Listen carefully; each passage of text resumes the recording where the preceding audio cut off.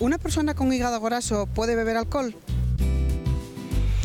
Hígado graso o esteatosis hepática. ¿En qué consiste? ¿De qué estamos hablando? ¿Tiene algo que ver con el alcohol? Nuestro doctor nos resolverá todas estas dudas. También hablaremos con nuestro odontólogo sobre ortodoncias y visitaremos al neurólogo para que nos hable de demencias. Comenzamos.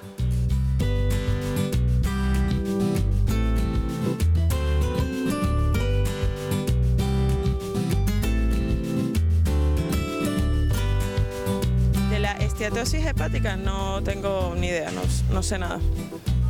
Bueno, hepática me suena a del hígado, me suena algo así como a hígado graso, ¿puede ser?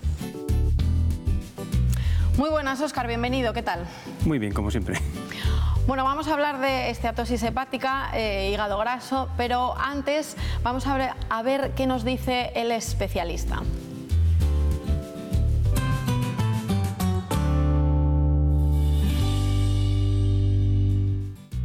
La esteatosis hepática consiste en la infiltración de las células del hígado por grasa.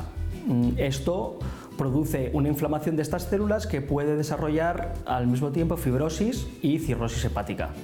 La causa fundamental es la obesidad. Y se calcula que en España, debido a los altos índices de obesidad que encontramos en este momento y sobrepeso, prácticamente entre un 20 y un 25% de la población puede padecer esta enfermedad. La esteatosis hepática en general es asintomática, no produce síntomas. Solamente en estadios muy avanzados, cuando ya se ha desarrollado una cirrosis, es cuando puede producir síntomas y en ese caso ya es demasiado tarde. Por eso la prevención, el tratamiento de las enfermedades asociadas como la obesidad, la diabetes tipo 2 o la hipertensión arterial o la hipercolesterolemia es la base del tratamiento. El diagnóstico de la enfermedad se realiza mediante técnicas de imagen. Habitualmente con una ecografía es más que suficiente porque da datos muy específicos. También se puede utilizar el TAC o la resonancia magnética y en casos donde haya una duda o pensemos que la enfermedad está muy desarrollada, se puede realizar una biopsia hepática, que consiste en tomar un pequeño trozo de hígado para analizarlo y ver la situación actual en ese momento. El tratamiento de la esteatosis hepática, al no tener tampoco una causa clara, es controlar los factores que la favorecen, como la obesidad, la hipertensión arterial, la diabetes o la dislipemia. Y con ese control, con un buen control de esas enfermedades, vamos a conseguir una disminución de la esteatosis y por lo tanto el riesgo de desarrollar cirrosis. La prevención de la esteatosis hepática se basa en el control de los factores que la pueden desencadenar. Control de la obesidad, de la diabetes tipo 2, de la hipertensión o de la hipercolesterolemia. Óscar, el especialista siempre habla de esteatosis hepática. ¿Es exactamente lo mismo que hígado graso o son dos maneras diferentes de llamarlo? Bueno, el hígado graso digamos que es más el lenguaje de calle y la esteatosis es el nombre más científico. Bueno, pues vamos a entrar en detalle en lo que es, yo voy a decir también lo del hígado graso, no vaya a ser que en algún momento cambie las palabras y lo llame de otra manera. Bueno, pues digamos que es una enfermedad consistente, para que todos lo entendamos, en convertir nuestro hígado en un foie. Tan sencillo como eso, es decir, si nos damos cuenta qué es lo que tenemos que hacer en las granjas cuando tenemos que, o nos preparan un foie de ganso o de oca, una cosa de esas, lo que hacen es superalimentar, hiperalimentar al ganso o a la oca, les hacen comer a la fuerza, básicamente suele ser maíz. Entonces, ¿qué ocurre? Les generan una esteatosis hepática, es decir, les están generando una enfermedad dentro del propio organismo para que así éste adquiera mucha más cantidad de grasa y tenga los problemas consecuentes que vienen derivados posteriormente, como por ejemplo una esteatohepatitis, que digamos sería el avance sobre esa enfermedad. Es decir, tenemos primero una infiltración grasa del hígado, es decir, el hígado, que es un filtro que todos nosotros tenemos, que nos está metabolizando diversos productos de desecho de nuestro organismo y que nos está generando también ciertas proteínas y a veces también los lípidos, como por ejemplo nos fabrica el colesterol y nos fabrica otra serie de cosas como los triglicéridos. Lo que nos hace este proceso es que nos transforma esas células en unas células que se hinchan de grasa. Y al hincharse de grasa, ¿qué ocurre?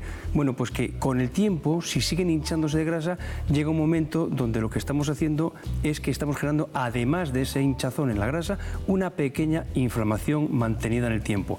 Pasaríamos de lo que es la esteatosis hepática hepática a la esteatohepatitis, es decir, que además de que el hígado se está poniendo con mucha grasa, ya empieza a tener factores inflamatorios a su alrededor. Cuando tengo factores inflamatorios a su alrededor, ¿el siguiente paso cuál es? Pues que lógicamente, como cualquier inflamación crónica, tiende a hacer lo que nosotros llamamos una fibrosis. ¿Una fibrosis qué es? Pues que, digamos, se endurece, atasca el hígado, que está lleno de canalículos y de una serie de cosas, y podemos acabar desarrollando una cirrosis hepática, sí, que él mencionaba en que sería realmente un problema tremendamente serio y que además no hay vuelta atrás. Es decir, que o le ponemos remedio antes o si no, realmente vamos a tener un problema más que serio.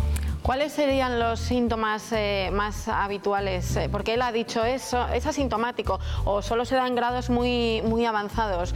¿Eso es así o ya desde el principio podemos saber algo o intuir?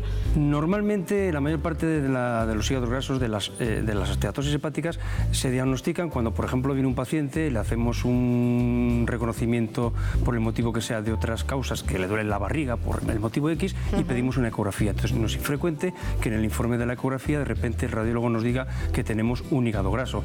En otras ocasiones puede ir acompañado con pequeñas alteraciones dentro de los análisis de esa persona, es decir, que de repente pues vemos que lo que llamamos por ahí las transaminasas, que son unas cosas que usamos nosotros para valorar cuál es el estado del hígado, de repente vemos pequeñas alteraciones. Como norma general son pequeñas, no son grandes, porque entonces ya pasaríamos a la esteatohepatitis, es decir, pasaríamos en vez del hígado graso a un tipo de hepatitis debido a esa propia enfermedad, ¿no?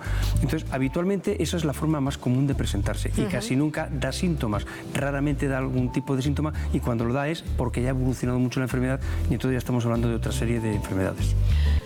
Y bueno, lo que tengo que preguntarte siempre por el diagnóstico, decimos que tarda uno en darse cuenta cuando la enfermedad quizás está muy avanzada, por tanto el diagnóstico quizás ya es más sencillo porque los síntomas ya son muy evidentes. Bueno, siempre tenemos que acabar descartando otras cosas más gordas, porque por ejemplo en muchas ocasiones si tengo una alteración analítica, lo que primero que tengo que hacer es, por un ejemplo, descartar el que no tengo una hepatitis vírica, que estamos hablando de otras historias, ¿no? Ya te he dicho que la causa más frecuente, o digamos la forma más frecuente del diagnosticarla es una ecografía que pedimos por otro motivo y de repente nos vemos con que el radiólogo nos informa en la ecografía como que hay un hígado graso. Eso es lo más frecuente. Hay veces que hay que aumentar los estudios y hay veces que vemos lesiones complicadas o no muy claras y tenemos que hacer algún otro tipo de prueba de imagen, como una resonancia, un TAC escasamente, y en algunos casos hay veces que se complica todo porque en medicina realmente esto no es o sota o caballo rey, hay veces que ni es sota ni es caballo ni rey y es otra historia, ¿no? Y entonces tenemos que vernos abocados a hacer una punción del hígado, es decir, meter una aguja un poquito gorda que se gira en su interior y cogemos un trocito de carne y se lo mandamos al médico patólogo, que es ese que debajo de un microscopio nos dice exactamente cómo está el hígado. Pero normalmente esos son muy pocos casos. La mayor parte de las veces le decimos al paciente cuál es la causa con un grado de certeza muy alta, tremendamente, y lo que hacemos es pasar a la parte del tratamiento, que es lo realmente importante. Sí, me imagino que empezará quizás por la alimentación. Eso es. Eso para empezar, como ¿no? bien ha dicho nuestro digestólogo, está claro que está asociado a la obesidad, está asociado a la diabetes tipo 2, está asociado a los problemas de los colesteroles y triglicéridos y está asociado también, por supuesto, y como cosa fundamental, a la falta de ejercicio. Porque luego se han ensayado medicamentos, como por ejemplo se han ensayado con medicamentos de la diabetes, pero bueno, de momento no está muy claro. También se han ensayado con medicamentos para controlar el colesterol, pero tampoco está muy claro y posiblemente dentro de unos años sí que tengamos ya certezas sobre si es adecuado o no es adecuado el tratamiento con medicamentos. Lo que está claro que es muy adecuado es el tratamiento dietético, es decir, cambiar de hábitos. Cambiar de hábitos.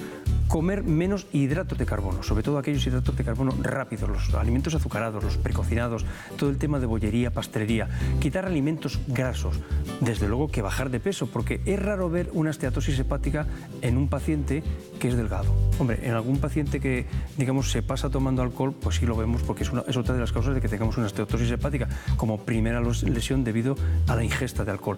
Pero lo primero es las medidas que siempre hemos dicho nosotros de las higiénico-dietéticas, es baje usted peso, coma adecuadamente, haga ejercicio físico y con eso muy probablemente solucionemos más del 90% de las esteatosis y de las esteatohepatitis. Muy bien, Óscar, pues vamos ahora con el turno de preguntas de la calle.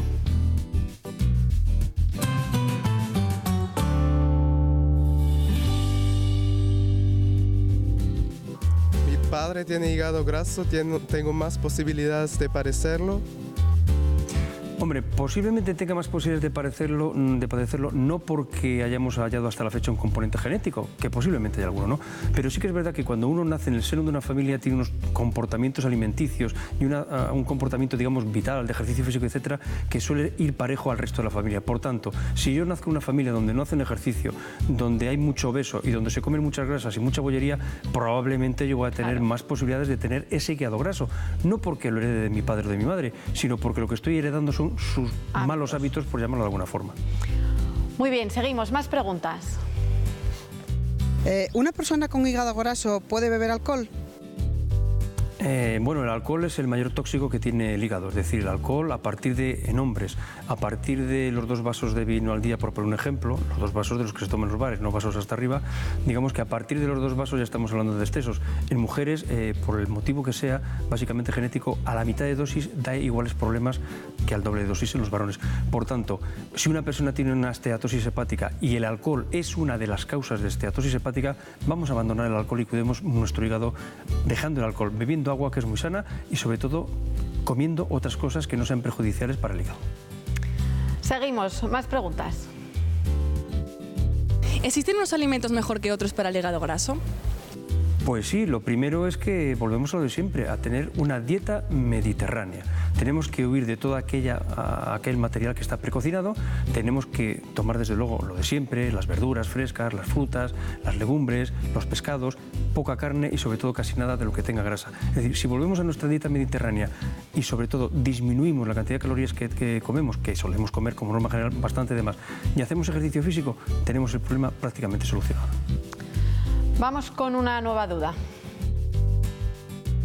¿Es bueno el ejercicio para el hígado graso? Es una de las bases del tratamiento, sobre todo porque, como bien hemos dicho, el hígado graso va asociado a obesidad, el hígado graso va asociado a sedentarismo, a diabetes, que casi siempre va asociado a obesidad, a hipertensión, que en muchas ocasiones va asociada a obesidad. Por tanto, desde luego que el ejercicio físico es una de las piedras angulares para el tratamiento. Y vamos ya con la última pregunta. ¿Puedo tener hígado graso sin saberlo?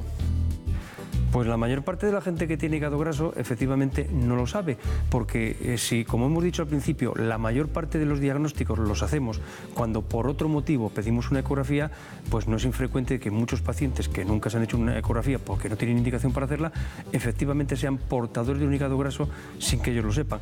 Pero vamos a ver, si nosotros establecemos que tenemos unos buenos hábitos alimenticios, unos hábitos buenos en cuanto al ejercicio físico y unos hábitos buenos en cuanto a nuestras costumbres culinarias, prácticamente el hígado graso sería testimonial, pero comemos mucho, bebemos mucho, nos movemos poco y luego pagamos las consecuencias. Bueno, pues está claro que lo más claro de todo lo que has dicho hoy es el tema del tratamiento, porque es bien sencillo y depende de nosotros. No hace falta ningún medicamento, ninguna operación ni nada. Como norma general, lo único que hace falta es tener un poquitín de sentido común, que es lo que más nos suele faltar a todos, y sobre todo tener en cuenta que volvemos a lo de siempre, dieta, ejercicio y dentro de la dieta, nuestra querida dieta mediterránea, que por desgracia, sobre todo las personas más jóvenes, la estamos perdiendo debido a problemas de trabajo, laborales, etcétera, que es lo que realmente nos beneficia. Óscar, pues si te parece, vamos a resumir toda la información que hemos dado en el programa. Venga, pues vamos allá. Hoy nos ha tocado hablar de la esteatosis hepática, hígado graso o sencillamente el foie, ¿no? Es una enfermedad generalmente, como hemos dicho, que es asintomática y que se suele encontrar cuando hacemos una exploración por otro motivo, con lo que nosotros llamamos un hallazgo accidental o incidental, y que en alguna ocasión, pues incluso una pequeña alteración en la analítica del hígado nos dice que ahí tenemos algo que hay que estudiar. De momento sabemos que tenemos afectado el estómago, pero habrá que hacer algún estudio más para complementarlo. Como hemos dicho al principio, cuando ya tenemos una alteración en las analíticas, ya empezamos a hablar en muchas ocasiones de la esteatohepatitis, que digamos que sería el siguiente paso al hígado graso. Por tanto, el hígado graso en muchas ocasiones ni nos da síntomas ni además nos da alteraciones analíticas. La mayoría de las veces el hígado graso es una enfermedad banal, benigna, que no nos va a dar ningún tipo de problemas y que no nos va a llevar a la muerte ni mucho menos. Nos tendremos que preocupar muchísimo más de los factores que han causado ese hígado graso, como por ejemplo la obesidad o como por ejemplo mantener bien controlada mi diabetes o mantener bien controlado mi colesterol o hacer ejercicio físico. Realmente me tiene que importar mucho más eso que no el que tenga o que no tenga un hígado graso. El tratamiento, desde luego, una vez que sabemos cuáles son los orígenes y sabiendo que los tratamientos con medicamentos realmente son escasos o al menos no hay demasiada evidencia sobre lo que pueden hacer, el tratamiento es prevenir la progresión. ¿Por qué? Porque mientras tenga un hígado graso realmente no voy a tener prácticamente problemas, pero si yo mantengo ese hígado graso, que le voy a mantener a base de mala dieta, poco ejercicio, alcohol y no hacer lo que debo hacer, pues con el tiempo puedo tener problemas, pero son problemas que son evitables. Por tanto, las recomendaciones básicas que detallamos en la pantalla. Hay que perder peso si usted es obeso, que casi seguro que si tiene un hígado graso, casi seguro que va a ser obeso. El ejercicio físico, el de siempre, sé que decimos de que uno es capaz de hablar con su compañero o de rozar el Padre Nuestro como hacíamos antiguamente cuando entrenábamos en atletismo. El ejercicio aeróbico, que se llama así, de intensidad moderada, es lo que nos viene genial porque disminuimos la cantidad de grasa en nuestro cuerpo y en nuestro hígado. Desde luego que una dieta baja en grasas y lo que hemos dicho en azúcares, esa bollería, esos pasteles que estamos comiendo que desde luego aumentan nuestra cantidad de grasa en el hígado. Un buen control metabólico de la diabetes, como hemos dicho anteriormente, el controlar ese colesterol que a veces lo tenemos absolutamente por las nubes, esos triglicéridos, que es esa grasa pariente del colesterol, que casi siempre suelen estar presentes, son fundamentales para mantener nuestro hígado en buenas condiciones y que cumpla con su función, que digamos es el filtro de nuestro cuerpo.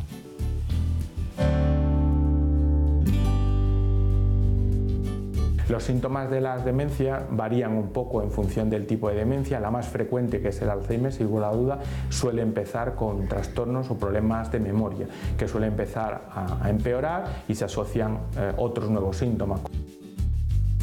Pues en unos minutos hablaremos de demencias, pero antes vamos a hacerlo de salud dental. Óscar, ¿has llevado ortodoncias alguna vez o no?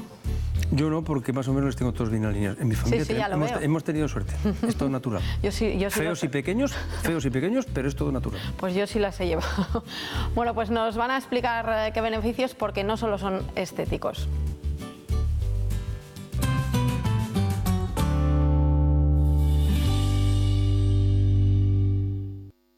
La ortodoncia es mucho más que solo estética dental.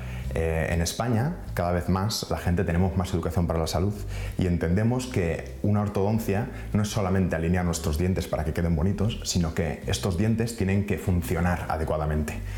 La boca, es un sistema que está formado por muchas estructuras en las cuales los dientes tienen que engranar perfectamente durante nuestra función para que a partir de ahí no haya desequilibrios en el resto de estructuras que rodean a la boca. Es decir, músculos faciales, músculos temporomandibulares y otras estructuras que rodean a todo el sistema estomatognático, que se llama al sistema masticatorio, y que es necesario que estén perfectamente alineados los dientes para que esto funcione adecuadamente y no se sobrecarguen otras estructuras. Sin lugar a dudas, la ortodoncia más eficaz, la más avanzada desde el punto de vista tecnológico y la que aporta más comodidad al paciente es la ortodoncia invisible. Invisalign es una técnica que está formada por unos alineadores transparentes que están perfectamente adaptados a los dientes de arriba y a los dientes de abajo. Estos aparatos, que son removibles, se pueden quitar para comer y para cepillar nuestros dientes, se van cambiando normalmente cada 2 semanas y conforme avanzamos con esos aparatos se establece una secuencia que hace que los dientes se vayan moviendo en función de un plan de tratamiento que ha descrito el profesional experto al inicio, lógicamente, ¿no? Estas técnicas son muy avanzadas y permiten incluso mejorar los resultados de las técnicas tradicionales porque, por pura física, al agarrar toda la corona clínica del diente, conseguimos que los movimientos sean muchísimo más predecibles. Además, es mucho más cómoda para el paciente, puesto que no tiene ningún tipo de hierro que esté pegado en los dientes o ningún metal que pueda rozar, que pueda pinchar o que pueda provocar alguna úlcera, y además elimina las típicas urgencias de que se me ha roto un bracket o he comido cualquier cosa y se me ha soltado, me está pinchando, de manera que incluso para los papás o para la gente adulta es mucho más cómodo porque puedes comer cualquier tipo de alimento para no causar ningún destrozo en ese aparato, y además pues logramos que la estética de un tratamiento ortodóntico pase absolutamente desapercibido en nuestro círculo de personas que nos rodean, ¿no? Es absolutamente estético.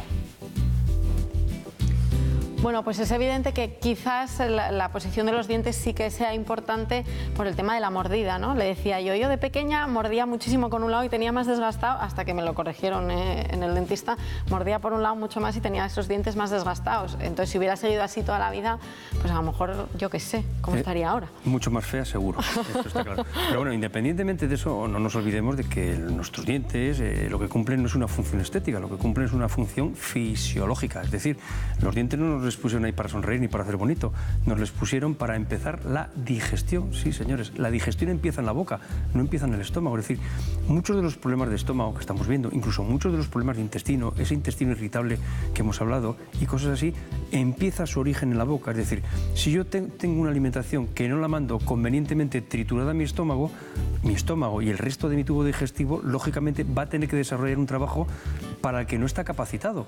No están capacitados, es decir, nuestro estómago no tiene dientes, es decir, tiene que ir bien masticado allá. Si resulta que yo tengo un problema dental porque tengo una pronación de la mandíbula que está hacia un lado, hacia otro, o porque no me encajan adecuadamente a la mordida, le estoy encargando que mi estómago y mi intestino hagan un trabajo que no tienen que hacer.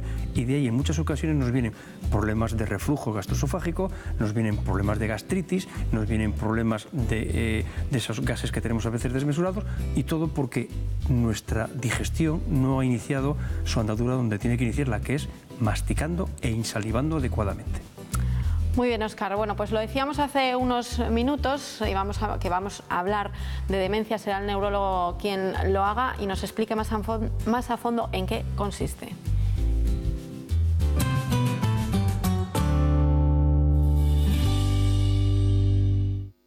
La demencia es, llamamos así, el estado alterado a nivel cognitivo, es decir, cuando una persona pierde facultades cognitivas, habitualmente memoria, pero puede ser lenguaje, orientación, etcétera, y de esa pérdida de funciones se deriva una cierta dependencia. La persona empieza a tener síntomas que es incapaz de desarrollar actividades que antes hacía con facilidad. La causa más frecuente de las demencias son las enfermedades degenerativas, sobre todo el Alzheimer, sobre todo en personas mayores. De ahí que a veces haya, por así decirlo, una dificultad entre diferenciar demencia de Alzheimer. La gente se confunde a veces en los términos. La verdad es que tienen cierta relación, porque el Alzheimer, la enfermedad de Alzheimer, produce demencia, es decir, produce deterioro a nivel cognitivo, aunque sí es verdad que no todas las demencias son por enfermedad de Alzheimer. Existen otras causas, como por ejemplo la enfermedad vascular cerebral o otras degenerativas. Los síntomas de las demencias varían un poco en función del tipo de demencia. La más frecuente, que es el Alzheimer, sin ninguna duda, suele empezar con trastornos o problemas de memoria, que suele empezar a empeorar y se asocian otros nuevos síntomas como alteraciones en la orientación, dificultad para expresión verbal, problemas también a nivel conductual, irritabilidad, cambios de humor, cambios de personalidad. El diagnóstico lo hacemos generalmente en la consulta por un neurólogo experto y generalmente se basa sobre todo en los síntomas del paciente asociados a una exploración que llamamos neuropsicológica, es decir, una serie de test en el que valoramos efectivamente si el paciente tiene problemas de memoria. Luego nos apoyamos en unas pruebas como la resonancia, el escáner, pues para intentar averiguar la causa exacta de la demencia. El tratamiento básicamente es de dos tipos: farmacológico, a base de tratamientos que se utilizan para medicamentosos, ¿no?, para esta enfermedad, y otro muy importante que es rehabilitador, o sea, la estimulación cognitiva es una parte muy importante del tratamiento.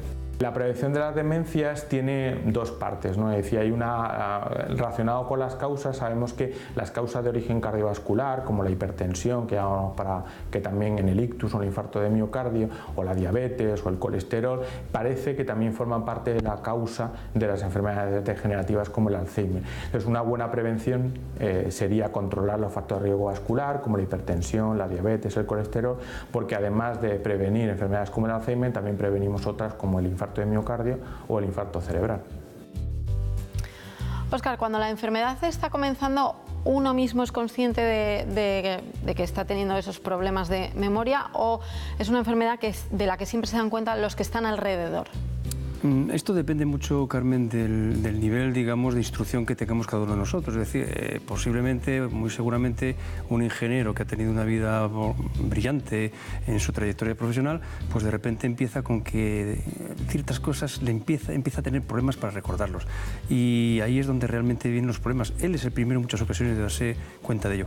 En gente que tiene a veces un menor nivel de instrucción, digamos que se dan muchas veces más cuenta los que le rodean que el propio paciente. Y en muchas ocasiones sí que en los primeros estadios suele ir acompañado de una cierta tristeza, bueno, porque la persona se da cuenta de que algo me está pasando, que yo no estoy funcionando como Dios manda.